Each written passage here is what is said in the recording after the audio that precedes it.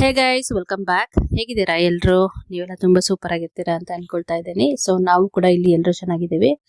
ಇವತ್ತು ಮಾತ್ರ ತುಂಬಾ ಕೆಲಸ ಮಾಡ್ಕೊಂಡೆ ಆಯ್ತಾ. ಸೊ ನಾನು ಎಲ್ಲೆಲ್ಲಿ ಹೋಗಿದ್ದೆ ಅಲ್ಲಿ ಎಲ್ಲ ಕಡೆ ನಮ್ಮ ಮಗ ನನ್ನ ಜೊತೆಗೆ ಬಂದಿದ್ರು. ಫಸ್ಟ್ಲಿ ನಾನು ನಮ್ಮ ಮಗನಿಗೆ ತುಂಬಾನೇ ಥ್ಯಾಂಕ್ಸ್ ಹೇಳಬೇಕು. ಹಾಗೇನೆ ನನಗೆ ಒಂದು ಬಿಗ್ ಸಪೋರ್ಟ್ ಸಿಸ್ಟಮ್ ಆಗ್ತಾ ಇದ್ದಾರೆ, ಎಸ್ಪೆಷಲಿ ಈ ವರ್ಷದಿಂದ. ಈ ಸಮ್ಮರ್ ಟೈಮಲ್ಲಿ ನಾನು ಎಲ್ಲಿ ಹೋಗ್ತಾ ಇದ್ದೀನೋ ಎಲ್ಲ ಕಡೆ ನನ್ನ ಜೊತೆಗೆ ಬರ್ತಾ ಇದ್ದಾರೆ. ಹಾಗೇನೆ ಅವ್ರಿಗೂ ಒಂಥರ ಲೈಫ್ ಲೆಸನ್ಸ್ ಅಂತ ಹೇಳ್ಬೋದು. ಸಣ್ಣ ಪುಟ್ಟ ವಿಷಯ ಎಲ್ಲದನ್ನು ತಿಳ್ಕೊಳ್ತಾ ಇರ್ತಾರೆ ಹೊರಗಡೆಗೆ. ಮಾಮಿ ಇದನ್ನ ಏನಕ್ಕೆ ಮಾಡ್ಬೇಕು, ಅದನ್ನ ಏನಕ್ಕೆ ಮಾಡ್ಬೇಕು ಅಂತ ಕೇಳ್ತಾ ಇರ್ತಾರೆ. So I see the transition actually, because all these years used to be in summer camp. Actually summer ಬಂದ್ರೆ, ಬಟ್ ಈ ವರ್ಷ ಏನೋ ಸಮ್ಮರ್ ಕ್ಯಾಂಪ್ ಇನ್ನೂ ಹೋಗಕ್ ಆಗಿಲ್ಲ, ಬಿಕಾಸ್ ಅನ್ಎಕ್ಸ್ಪೆಕ್ಟೆಡ್ ಇನ್ಸಿಡೆಂಟ್ಸ್. ಮನೆಯಲ್ಲಿ ಹಸ್ಬೆಂಡ್ಗೆ ಆಂಕಲ್ ಸರ್ಜರಿ ಆಗಿತ್ತು, ಮತ್ತೆ ಕಾರ್ ಕ್ರಾಶ್ ಆಗಿತ್ತಲ್ವಾ. ಸೊ ನಮ್ಗೆ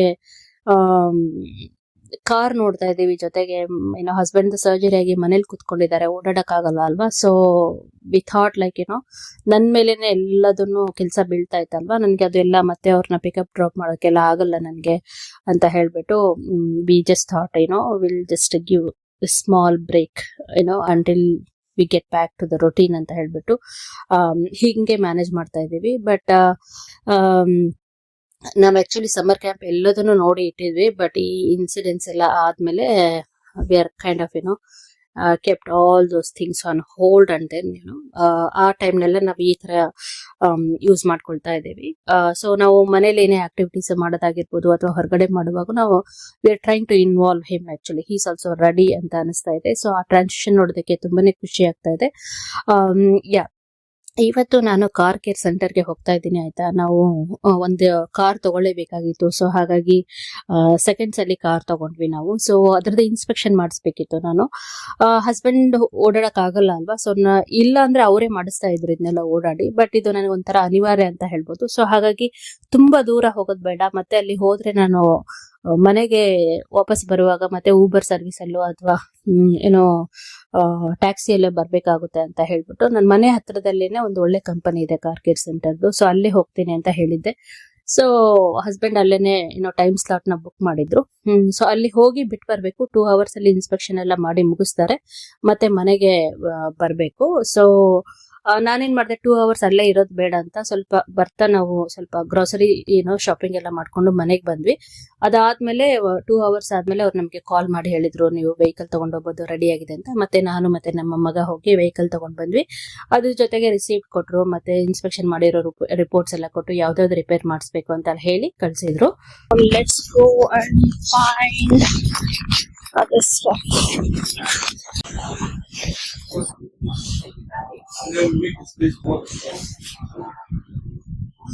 This is large size. I need to see if we can find this in Costco or... Come on. These are gummies, not...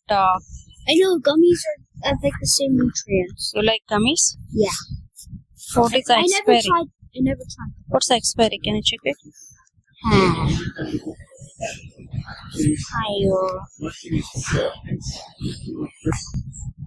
Wait, 2027 April, we can get this. So US ಅಲ್ಲಿ ನಾವು car inspection ಮಾಡಿಸ್ತೀವಿ ಅಂತಂದ್ರೆ ಖರ್ಚು ಎಷ್ಟಾಗ್ಬೋದು ಅನ್ನೋದು ಬರುತ್ತೆ ಅಲ್ವಾ. So ನಾವು ಇರೋ ಸ್ಟೇಟ್ ಮೇಲೆ ಡಿಪೆಂಡ್ ಆಗುತ್ತೆ. ಸೊ ನಾವಿರೋ ಸ್ಟೇಟ್ ಅಲ್ಲಿ ಅದ್ರ ಮೇಲೆ ಮತ್ತೆ ಕಾರ್ ಸೆಂಟರ್ ಮೇಲೆ ಡಿಪೆಂಡ್ ಆಗುತ್ತೆ. ಬಿಕಾಸ್ ಬೇರೆ ಬೇರೆ ಕಾರ್ ಸೆಂಟರ್ಸ್ ಇದೆ ಇಲ್ಲಿ. ಸೊ ನಾವು ಮಾಡಿಸಿದ್ರಲ್ಲಿ ಇವತ್ತು ನಮ್ಗೆ $150 ಹಂಗೆ ಚಾರ್ಜ್ ಮಾಡಿದ್ರು. ಅದಾದ್ಮೇಲೆ ಅದು ಸ್ಟೇಟ್ ಇನ್ಸ್ಪೆಕ್ಷನ್ ಫೇಲ್ ಆಯ್ತು. ಆಕ್ಚುಲಿ ರಿಪೋರ್ಟ್ಸ್ ಎಲ್ಲ ಕೊಟ್ಟು ಕಳ್ಸಿದ್ರು ಅಂತ ಹೇಳಿದ್ನಲ್ವಾ.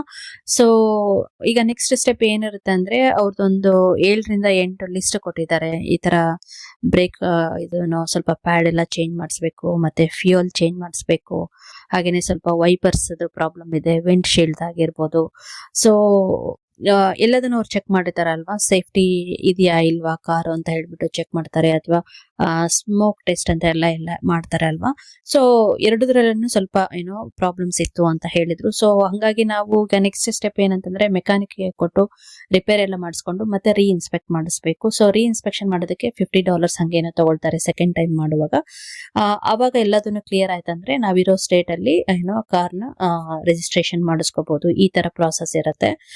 ಸೊ ನಾವ್ ಯಾವಾಗ್ಲೂನು ಕಾರ್ ಇನ್ಸ್ಪೆಕ್ಷನ್ ಮಾಡಿಸಿದಾಗ ಫಸ್ಟ್ ಟೈಮ್ ಅಲ್ಲೇನೆ ನಮ್ದೆಲ್ಲ ಕ್ಲಿಯರ್ ಆಗ್ಬಿಟ್ರೆ ನಾವು ಯಾವ ಸ್ಟೇಟ್ ಅಲ್ಲಿ ಇರ್ತೀವೋ ಆ ಸ್ಟೇಟ್ ಅಂಡರ್ ಅಲ್ಲಿ ನಮ್ದು ಕಾರ್ ರಿಜಿಸ್ಟ್ರೇಷನ್ ಮಾಡಿಸ್ಕೋಬಹುದು. ಈಗ ನಮ್ ಕೇಸ್ ಅಲ್ಲಿ ಇದು ಫಸ್ಟ್ ಟೈಮ್ ಮಾಡಿಸಿದಾಗ ಫೇಲ್ ಆಗಿದೆ ಅಲ್ವಾ. ನೆಕ್ಸ್ಟ್ ಸ್ಟೆಪ್ ಏನು ಅಂತಂದ್ರೆ ನಾವೆಲ್ಲದನ್ನು ರಿಪೇರ್ ಮಾಡಿಸಿ ಇನ್ಸ್ಪೆಕ್ಟ್ ಮಾಡಿಸಿ then we can go for state registration ಅಲ್ವಾ. ಸೊ ಅದಕ್ಕೆ ಟೈಮ್ ಎಷ್ಟಿರುತ್ತೆ ಅಂತಂದ್ರೆ 30 days ಒಳಗಡೆ ಮಾಡ್ಬೋದು, ಇಲ್ಲ ಅಂತಂದ್ರೆ ಅಪ್ ಟು 1000 miles ವರ್ಗು ನಾವು ಕಾರ್ ಓಡಿಸಬಹುದು. ಬಟ್ ಇವೆರಡು ಫ್ಯಾಕ್ಟರ್ಸ್ ನ ಮೈಂಡ್ ಅಲ್ಲಿ ಇಟ್ಕೊಂಡು ಅದ್ರೊಳಗಡೆ ಎಲ್ಲ ಕೆಲಸನೂ ಮಾಡ್ಬೇಕು. ಸೊ ಇಷ್ಟೆಲ್ಲ ಕಾರಿಂದ ಕೆಲಸ ನಡೀತಾ ಇತ್ತಲ್ವಾ. ನಾವು ಬೆಳಗ್ಗೆನೆ ಕಾರ್ ಡ್ರಾಪ್ ಆಫ್ ಮಾಡಿದಾಗ ಸೂಪರ್ ಮಾರ್ಕೆಟ್ಗೆ ಹೋಗಿ ಕೆಲವೊಂದು ವೆಜ್ಜೀಸ್ ಎಲ್ಲ ತಗೊಂಬಂದ್ವಿ. ಈ ಸಲ ನಮ್ಮ ಮಗನ್ಗೆನೆ ಪ್ರೈಸ್ ಎಲ್ಲ ನೋಡು ನೀನು ಗೊತ್ತಾಗುತ್ತೆ ಅಂತ ಹೇಳ್ಬಿಟ್ಟು ಅವ್ರಿಗೆಲ್ಲ ನೀಟಾಗಿ ಪ್ರೈಸ್ ಎಲ್ಲ ನೋಡಿ ಯಾವ್ದಾದ್ ಬೇಕೋ ಆ ವೆಜ್ಜೀಸ್ನೆಲ್ಲ ಪಿಕಪ್ ಮಾಡ್ಕೊಂಡು ಮನೆಗೆ ಬಂದ್ವಿ. ಸೊ ಹಾಗೇನೆ ಮಧ್ಯದಲ್ಲಿ ನಾವು ನಮ್ಮ ಫ್ರೆಂಡ್ ಕಾರ್ನ ಸ್ವಲ್ಪ ದಿನ ಯೂಸ್ ಮಾಡ್ತಾ ಇದ್ವಿ ಆಯ್ತಾ. ಸೊ ಅವ್ರದ್ದು ವಾಪಸ್ ಕೊಡ್ಬೇಕು. ನಾನು ನನ್ನ ಹಸ್ಬೆಂಡ್ಗೆ ತುಂಬಾನೇ ಪುಷ್ ಮಾಡ್ತಾ ಇದ್ದೆ, ಬಹಳ ದಿನ ಇಟ್ಕೊಳ್ಳೋದು ಬೇಡ, ಕೊಡೋಣ ಅವ್ರಿಗೆ. ನಾನು ಯಾವತ್ತೂ ಈ ತರ ಬೇರೆ ಥಿಂಗ್ಸ್ ಎಲ್ಲ ಇಟ್ಕೊಂಡಿಲ್ಲ, we need to give them back ಅಂತ. ಬಟ್ ಅವ್ರಿಗೆ ಅದು ಅರ್ಜೆನ್ಸಿ ಏನಿರ್ಲಿಲ್ಲ, ಬಿಕಾಸ್ ಸಮ್ಮರ್ ಬ್ರೇಕ್ ಇದೆ ಅಲ್ವಾ. ಏನು ಕಿಡ್ಸ್ ಎಲ್ಲ ಮನೇಲೇ ಇರ್ತಾರೆ, ನಾವೇನು ಆಫೀಸ್ಗೂ ಆಫನ್ ಆಗಿ ಹೋಗಲ್ಲ, ಎಲ್ಲ ವರ್ಕ್ ಫ್ರಮ್ ಹೋಮೇ ಮಾಡ್ತಾ ಇದ್ದೀವಿ, ಪರವಾಗಿಲ್ಲ ಅಂತ ಹೇಳ್ತಾ ಇದ್ರು. ಬಟ್ ಆದ್ರೂ ಕೂಡ I was not okay with that. So ನಾವು ಹೇಳ್ತಾ ಇದ್ನಲ್ವಾ, ಕಾರ್ ಎಲ್ಲ ನೋಡ್ತಾ ಇದ್ವಿ, ಏನೋ ಸಿಗ್ತಾ ಇರ್ಲಿಲ್ಲ ಅಷ್ಟು ಬೇಗ ಅಂತ. ಬಟ್ ಎನಿವೇಸ್ ನಾವು ಹಸ್ಬೆಂಡ್ ಕೂಡ ಹೌದು ಕೊಡೋಣ ಅಂತ ಹೇಳ್ಬಿಟ್ಟು ಕಾರ್ ಕ್ಲೀನ್ ಮಾಡ್ಸೋಣ ಅಂತ ನೋಡ್ತಾ ಇದ್ವಿ. ನಾನು ಒಂದ್ಸಲ ಕಾರ್ ಕ್ಲೀನಿಂಗ್ ಅಂತ ಅದನ್ನ ಹೊರಗಡೆ ತಗೊಂಡು ಹೋಗಿದ್ದೆ, ಬಟ್ ತುಂಬಾನೇ ಕ್ಯೂ ಇತ್ತು. ಆಕ್ಚುಲಿ ಅವತ್ತಿನ ದಿನ ವಾಪಸ್ ಬಂದಿದ್ದೆ ನಾನು. ಈ ಸಲ ನನ್ನ ಹಬ್ಬಿ ಏನಂತಂದ್ರೆ, ಇಲ್ಲ ಮನೆಗೆ ಬಂದು ಕ್ಲೀನ್ ಮಾಡೋರು ಇರ್ತಾರೆ, ಸ್ವಲ್ಪ ಎಕ್ಸ್ಪೆನ್ಸಿವ್ ಇರ್ಬೋದು, ಅವ್ರನ್ನೇ ಕರೆಸಿ ಮಾಡ್ಸೋಣ ಅಂತ ಹೇಳಿ ಏನೋ ಲೋಕಲ್ ಅಲ್ಲಿ ಇರೋರ್ನ ಸ್ವಲ್ಪ ನೋಡಿ ಬುಕ್ ಮಾಡಿದ್ರು. ಸೊ ಅವರು 3 hours ಹಂಗೆ ಕ್ಲೀನ್ ಮಾಡ್ತೀವಿ, $180 ಹಂಗೆ ನಾವು ಚಾರ್ಜ್ ಮಾಡ್ತೀವಿ ಅಂತ ಹೇಳಿದ್ರು. ನಾವು ದಟ್ಸ್ ಓಕೆ ಫೈನ್ ಅಂತ ಹೇಳ್ಬಿಟ್ಟು ಒಂದಿನ ಬರಕ್ ಹೇಳಿದ್ವಿ. ಬೆಳಗ್ಗೆ 9 ಗಂಟೆಗೆ ಬರ್ತೀವಿ ಅಂದಿದ್ರು, ಕರೆಕ್ಟ್ ಟೈಮ್ಗೆನೆ ಬಂದಿದ್ರು. ಬಟ್ ನಮ್ಗೆ ಸ್ವಲ್ಪ ಲೇಟ್ ಆಗಿ 9:30ಗೆ ಹಂಗೆ ಕ್ಲೀನ್ ಮಾಡಕ್ಕೆ ಶುರು ಮಾಡಿದ್ರು. ಸೊ ಆಲ್ಮೋಸ್ಟ್ ಎಲ್ಲದನ್ನು ನೀಟಾಗಿ ಕ್ಲೀನಾಗಿ ಕ್ಲೀನ್ ಮಾಡಿದ್ರು. ಬಿಕಾಸ್ ಆ ಕಾರ್ ಒಳಗಡೆಗೆ ನಮ್ಮ ಫ್ರೆಂಡ್ ಬೇರೆ ಎಕ್ಸ್ಟ್ರಾ ಕಾರ್ ಕವರ್ಸ್ ಬರುತ್ತಲ್ಲ ಅದನ್ನೆಲ್ಲ ಹಾಕಿ ಕೊಟ್ಟಿದ್ರು. ಬಿಕಾಸ್ ಅವ್ರಿಗೆ ಏನು ಅಂತಂದ್ರೆ ಅವ್ರದ್ದು ಕಾರ್ ಹಳೇದಿತ್ತಲ್ವಾ, ಸೊ ತುಂಬಾ ನೀಟಾಗಿಲ್ಲ ಅಂತ ಅವ್ರು ಕವರ್ ಹಾಕಿ ಕೊಟ್ಟಿದ್ರು. ಅದೇ ನಾವು ಕ್ಲೀನ್ ಮಾಡಿಸುವಾಗ ಹೇಳಿದ್ವಿ ಅವ್ರಿಗೆಲ್ಲ, ಈ ಕಾರ್ ಸೀಟ್ಸ್ ಎಲ್ಲದನ್ನು ತೆಗೆದು ನೀಟಾಗಿ ಕ್ಲೀನ್ ಮಾಡಬೇಕು, ಸ್ವಲ್ಪ ಜಾಸ್ತಿ ದುಡ್ಡು ತಗೊಂಡ್ರು ಪರವಾಗಿಲ್ಲ, ನೀಟಾಗಿ ಕ್ಲೀನ್ ಮಾಡ್ಕೊಡಿ ಅಂತ ಹೇಳಿದ್ವಿ. ಸೊ ಹಂಗಾಗಿ ಪಾಪ ತುಂಬಾ ಚೆನ್ನಾಗಿ ಮಾಡ್ಕೊಟ್ಟಿದ್ರು ಇಬ್ರು. ಸೊ ಎಲ್ಲದನ್ನು ನೀಟಾಗಿ ಕ್ಲೀನ್ ಮಾಡಿ ಮತ್ತೆ ಮೇಲ್ಗಡೆಗೆಲ್ಲ ಕಾರ್ ಸೀಟ್ಸ್ ಎಲ್ಲ ಹಾಕಿ ಮಾಡಿದ್ರು. ಸ್ವಲ್ಪ ಟ್ರಂಕ್ ಅಷ್ಟೊಂದು ಏನೋ ನೀಟಾಗಿ ಕ್ಲೀನ್ ಆಗಿರ್ಲಿಲ್ಲ. ಹೇಳ್ತಾ ಇದ್ವಿ, ಇಲ್ಲ ಅದು ಅಷ್ಟೊಂದು ಏನೋ ಫ್ಯಾಬ್ರಿಕ್ ಮೇಲೆ ಬಿದ್ದಿದೆಲ್ಲ ಬರ್ತಾ ಇಲ್ಲ ಅದಂತ ಹೇಳಿ ಟ್ರೈ ಮಾಡಿದ್ರು ಅವರು, ಅಂದ್ರೂ ಕೂಡ ಬರ್ಲಿಲ್ಲ ಅದು. ಸೊ ಅದು ಸ್ವಲ್ಪ ಅಷ್ಟೊಂದು ಎಲ್ಲ ಡಸ್ಟ್ ಹೋಗಿರ್ಲಿಲ್ಲ ಅಷ್ಟೇ. ಅದನ್ನ ಬಿಟ್ಟರೆ ತುಂಬಾ ನೀಟಾಗಿ ಮಾಡಿದ್ರು. ಐ ಥಿಂಕ್ ನನ್ನ ಹಸ್ಬೆಂಡ್ ಅವ್ರ ಟಿಪ್ ಕೂಡ ಕೊಟ್ರು ಅಂತ ಅನ್ಸುತ್ತೆ. ಅದಾದ್ಮೇಲೆ ಅವತ್ತಿನ ದಿನಾನೇ ಈವ್ನಿಂಗು ನಾವೆಲ್ಲರೂ ಹೋಗಿ ನಮ್ಮ ಫ್ರೆಂಡ್ಗೆ ಕಾರ್ ಕೊಟ್ಟು ಬಂದ್ವಿ.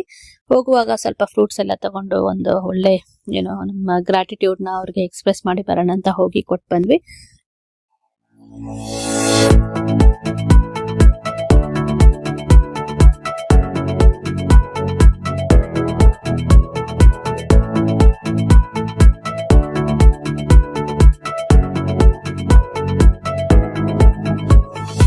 ಸೊ ಇಷ್ಟೆಲ್ಲ ಕೆಲಸ ನಡೀತಾ ಇತ್ತಲ್ವಾ ಇವತ್ತು. ಸೊ ಇನ್ನೊಂದು ಏನು ಅಂದ್ರೆ, ನನ್ನ ಹಸ್ಬೆಂಡ್ ಒಂದು ಮೆಡಿಸಿನ್ ನಾನು ಪಿಕಪ್ ಮಾಡ್ಕೋಬೇಕಿತ್ತು. ಬಟ್ ಈ ಪರ್ಟಿಕ್ಯುಲರ್ ಮೆಡಿಸಿನ್ ನಾವು ನಾರ್ಮಲ್ ಆಗಿ ಹೋಗುವಂತ ಫಾರ್ಮಸಿಲಿ ಇರ್ಲಿಲ್ಲ. ಸೊ ಹಾಗಾಗಿ ನಾವು ಡಾಕ್ಟರ್ಗೆ ಇನ್ನೊಂದು ಫಾರ್ಮಸಿ ಅಡ್ರೆಸ್ ಕೂಡ ಕೊಟ್ಟಿದ್ವಿ, ಅಲ್ಲಿ ನೀವು ಪ್ರಿಸ್ಕ್ರಿಪ್ಷನ್ ಕಳಿಸಿ ಅಂತ ಹೇಳಿದ್ವಿ.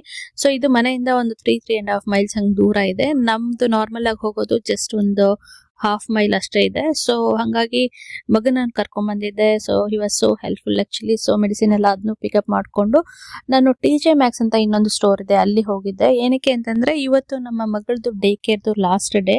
ಸೊ ಅವ್ರ ಸರ್ವಿಸ್ ಪ್ರೊವೈಡರ್ಗೆ ಏನಾದ್ರು ಗಿಫ್ಟ್ ಕೊಡೋಣ ಅಂತ ನೋಡ್ತಾ ಇದ್ದೆ. ಅವರು ನಂಗೆ ಹೇಳಿದ್ರು, ನಾನು ಆಕ್ಚುಲಿ ಆಗಸ್ಟ್ ಫಸ್ಟ್ ವೀಕ್ ಅಲ್ಲಿ ನಾನು ಹೋಮ್ ಕಂಟ್ರಿಗೆ ಟ್ರಾವೆಲ್ ಮಾಡ್ತೀನಿ ಅಂತ. ಸೊ ಟ್ರಾವೆಲ್ ಮಾಡ್ತಿದಾರಲ್ಲ ಅಂತ ಹೇಳಿ ನಂಗೆ ಟೈಮು ಜಾಸ್ತಿ ಇರಲಿಲ್ಲ. ಹಾಗಾಗಿ ಮೊದಲೇ ಅನ್ಕೊಂಡಿದ್ದೆ ನಾನು ಟ್ರಾವೆಲ್ ಪೌಚ್ ತಗೊಳ್ಳೋಣ ಅಂತ. ಹೋಗಿ ಅದನ್ನ ಪಿಕ್ ಮಾಡಿದೆ. ಅವ್ರಿಗೆ ಆ ಕಲರ್ ತುಂಬಾನೇ ಇಷ್ಟ ಆಯ್ತು, ಬೇಬಿ ಪಿಂಕ್ ಇತ್ತು ಅದು. ನಾನು ತುಂಬಾ ದೊಡ್ಡದು ತಗೊಳಕ್ ಹೋಗ್ಲಿಲ್ಲ, ಟ್ರಾವೆಲ್ ಮಾಡ್ತಾರಲ್ಲ ಚಿಕ್ಕದಿರ್ಲಿ ಅಂತ ಸಣ್ಣ ತಗೊಂಡ್ಬಂದಿದ್ದೆ. So she also like it. So ಇಷ್ಟೆಲ್ಲ ತುಂಬಾ ಕೆಲಸ ಮಾಡ್ಕೊಂಡೆ ಇವತ್ತು. Exhausting day actually. ಸೊ ಈ ಒಂದು ಬ್ಲಾಗ್ ನಿಮ್ಗೆ ಇಷ್ಟ ಆಗಿದೆ ಅಂತ ಅನ್ಕೊಳ್ತೀನಿ. ಮತ್ತೆ ಮುಂದಿನ ಬ್ಲಾಗ್ ಅಲ್ಲಿ ಸಿಗ್ತೀನಿ. ಅಲ್ಲಿವರೆಗೂ ಎಲ್ರಿಗೂ ಒಳ್ಳೇದಾಗ್ಲಿ. Take care. ಬಾಯ್.